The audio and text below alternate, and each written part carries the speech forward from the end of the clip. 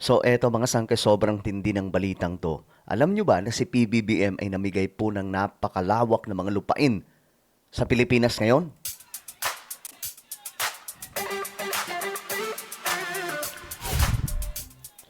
Okay, so eto wala pong pinipili dito. Mga DDS man, Dilawan, mga loyalista ni PBBM.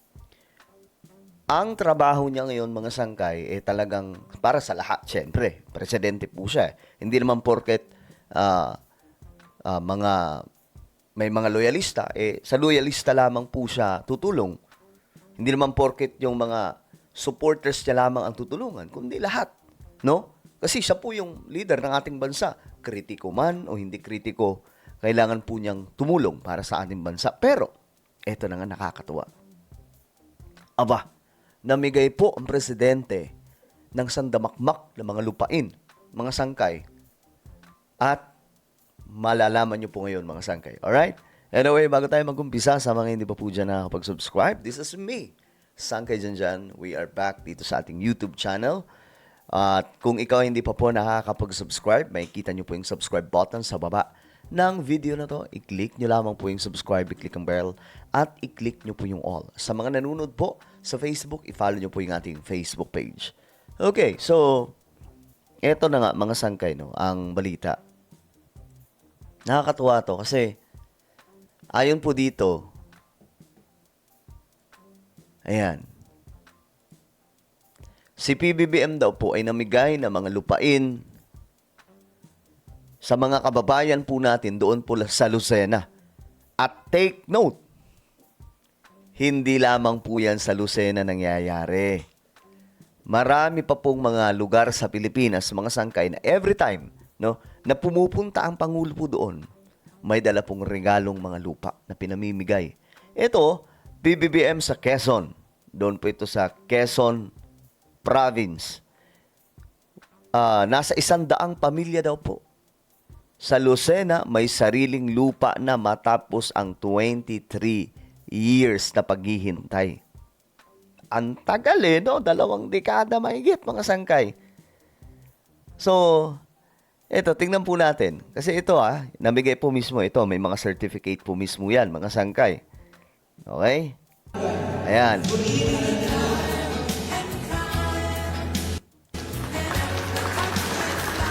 Nakakatawa naman, no? Yan yung nga naman, mga sangkay. So, ayan, no? Yan po yung mga pamilya na nakatanggap ng mga lupa doon for how many years natupad ang kanilang pangarap. Ito, pakinggan po natin. Maraming salamat sa inyong napakainit pagsulubong na ibinigay sa atin sa aking sumunod na... magsiupo muna kayo.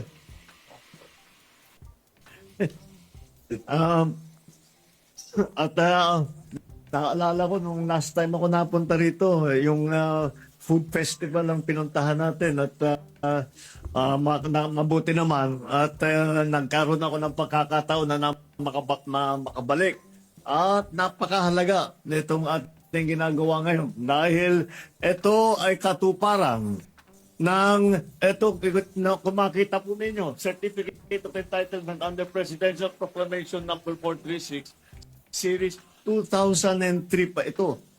Tagal na, no? Kaya't marami po sa ating mga kababayan ay nakatira at kanilang inahalagaan ang kanilang lupa. Ngunit Mga malalawak po yan na lupain hindi po yan katulad sa iniisip natin na parang tatayuan lang ng bahay. Ano po yan? Mga ekta-ektaryang mga lupain. No, na matagal na pong naghihintay na mabigyan po sila ng land title. Ngayon pa lamang po nangyayari.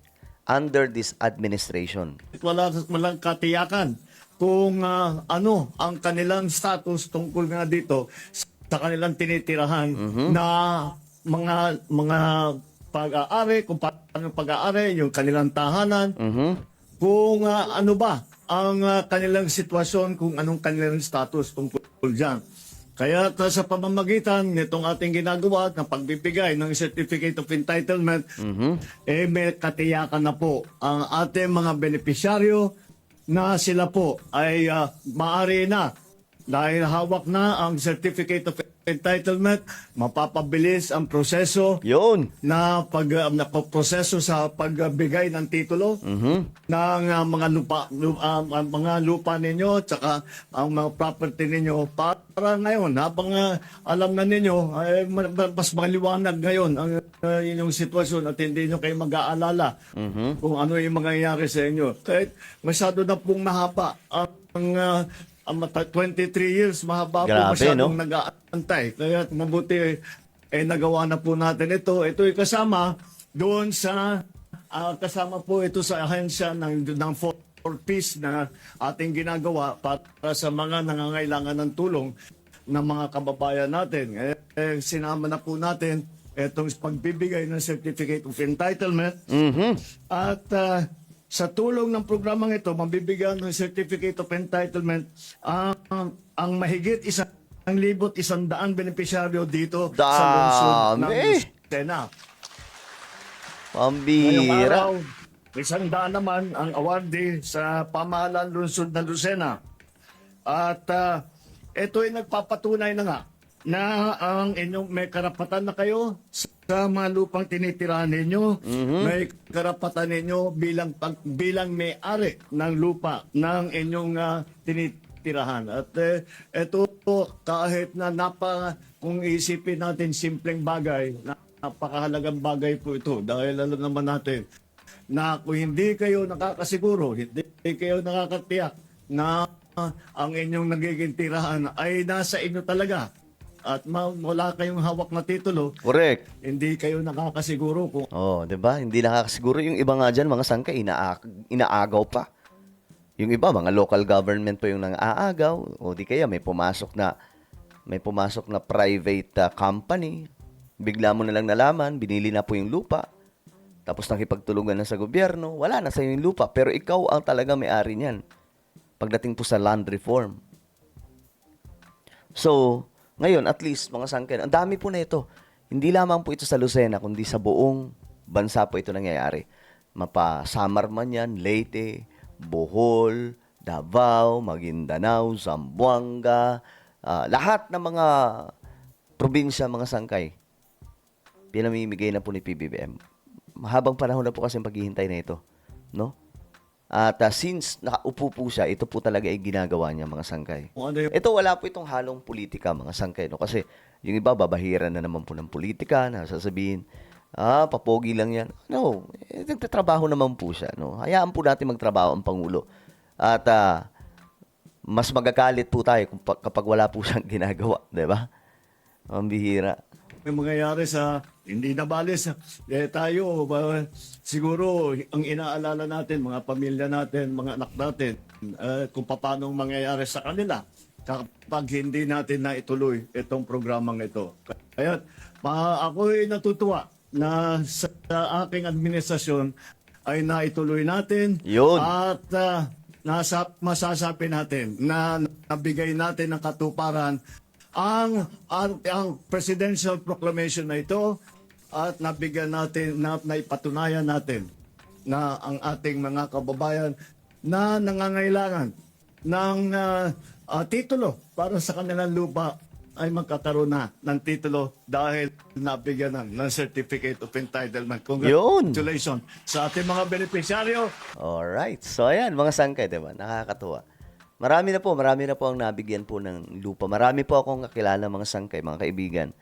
Kasi magsasaka din po kami. So, meron po sila mga mamayari ng lupa. Na ngayon ay nabigyan na po ng land entitlement.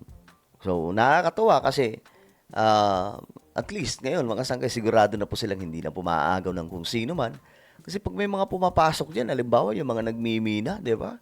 Tapos nasak doon yung lupa pa na pinagmamayari po yung miminahin. Tapos wala kang magawa kasi walang kumpletong dokumento, walang kumpletong papel. Naaagaw po nila. Ikaw, iiyak ka na lang talaga.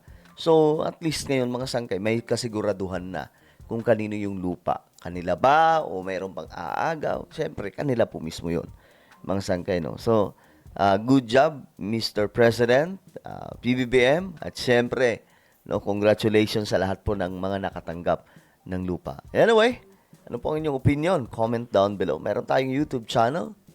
Ito po isang revelation. Magaganda po yung topic natin dito. Guys, related po sa Bible prophecy at mga nangyayari ngayon sa ating mundo. Hanapin nyo lamang po ito sa YouTube at Facebook. Then click the subscribe, click the bell, and click all. Ako na po ay magpapaalam. Mag-iingat pong lahat. God bless everyone.